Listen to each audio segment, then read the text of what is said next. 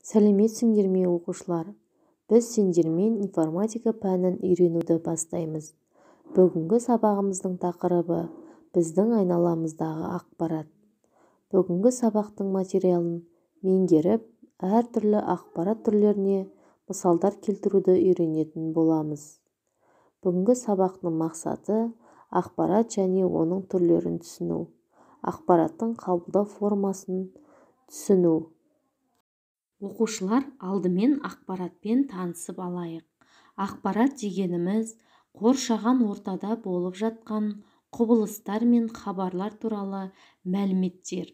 Ал қоршаған орта ақпарат көзі болып табылады. Ақпаратты біз әртүрлі нысандардан аламыз.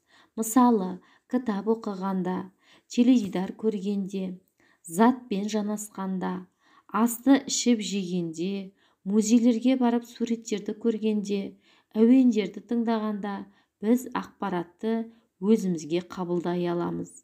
Яғни ақпарат алуға біздің сезім мүшелеріміз көмектеседі. Көз, құлақ, мұрын, тіл және тері көзімізбен көру арқылы, құлақпен есту арқылы, мұрынмен иіс сезу арқылы, тілмен дәм сезу арқылы, қолымызбен сипап сезу арқылы ақпаратты аламыз.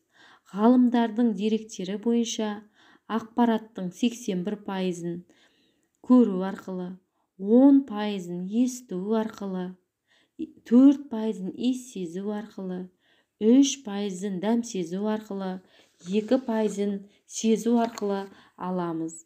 Бір ақпараттың өзі әртүрлі бейнеленуі мүмкін. Сан, мәтін, сурет түрінде.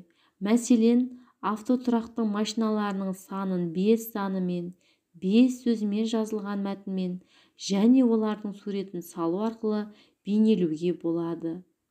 Яғни ақпараттағы бейнелеу тәсілдерін қарай да түрге бөлуге болады. Бейнелеу тәсілдеріне қарай ақпарат мәтіндік, сандық, графикалық, дыбыстық, бейне ақпарат деп бөлінеді. Енді балалар, тапсырма орындап көрейік. Суреттегі әр баланың алып жатқан ақпарат түрін анықта. Балалар, иіс сезу, көру, есту, дәм сезу ақпараттары. Келесі тапсырма. Берілген сурет бойынша ақпарат түрлерін ата. Жарайсыңдар балалар. Дыбыстық, мәтіндік, бейнелік, сандық және графикалық. Үйге тапсырма. Оқулықтан 10 беттегі дәптерге орындайық тапсырмасын орындаймыз. Бүгінгі сабағымыз түсінікті болса, сау болыңдар.